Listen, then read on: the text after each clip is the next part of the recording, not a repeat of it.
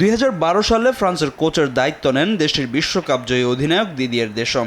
এরপর থেকে লম্বা সময় ধরে লেজ ব্লুদের ডাগ আউট সামলাচ্ছেন তিনি। ক্যাপ্টেন হিসাবে ফ্রান্সকে প্রথম বিশ্বকাপ জেতানোর পর ইতিহাস গড়েই কোচ হিসাবে দেশটিকে দ্বিতীয় বিশ্বকাপ জেতান দেশম। দুইবারের বিশ্ব চ্যাম্পিয়নদের সঙ্গে এবার থামতে যাচ্ছে তার দীর্ঘদিনের পথ চলা।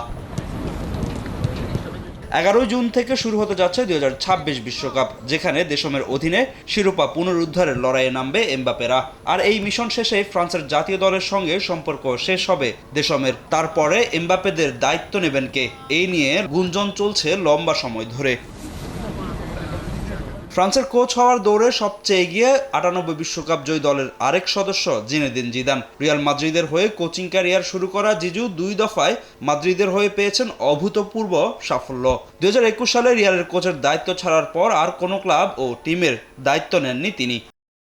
গেল 5 বছরে কোচ হতে বিভিন্ন ক্লাব থেকে লোভনীয় প্রস্তাব পেয়েছেন মাদ্রিদকে চ্যাম্পিয়ন্স লিগের হ্যাটট্রিক শিরোপা জেতানো কোচ।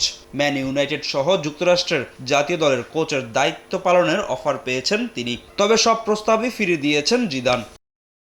ইংলিশ গণমাধ্যম ESPN-এর দাবি, ফ্রান্সের জাতীয় দলের দায়িত্ব নিতে কোনো ক্লাবের সঙ্গে যুক্ত হননি জিদান। লেজ ব্লুদের সঙ্গে নাকি মৌখিক প্রস্তাবে রাজি হয়েছেন 53 বছর বয়সী এই কোচ। চুক্তি স্বাক্ষর এখন শুধু সময়ের বাকি। এই মুহূর্তে মূলত আলোচনা চলছে কোচিং স্টাফদের পরিধি নিয়ে।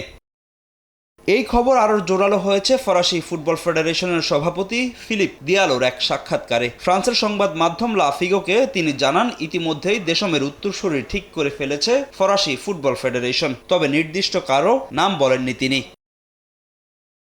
ফরাসি সংবাদ মাধ্যমটি আরও জানায়, স্পন্সরদের সঙ্গে আলোচনা করে আনুষ্ঠানিকভাবে কোচের নাম ঘোষণা করবে ফরাসি ফুটবল ফেডারেশন। ফাহিম ইসলাম, সময় সংবাদ।